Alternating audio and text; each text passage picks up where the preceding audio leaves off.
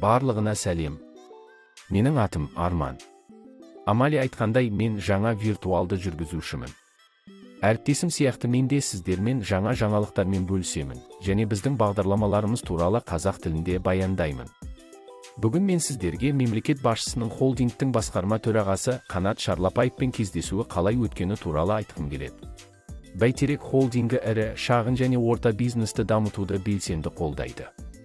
Осы кезеңде ірі бизнесті қаржыландыруға 114 миллиард теңгеден астам қаржы бөлінді. Сондай-ақ даму қоры 15 мыңнан астам кәсіпкерге өздерінің шағын және орта бизнесін дамытуға көмектесті. 2023 жылдың басынан бастап отбасы банкі 29 мың отбасын тұрғын үймен қамтамасыз етуге көмектесті.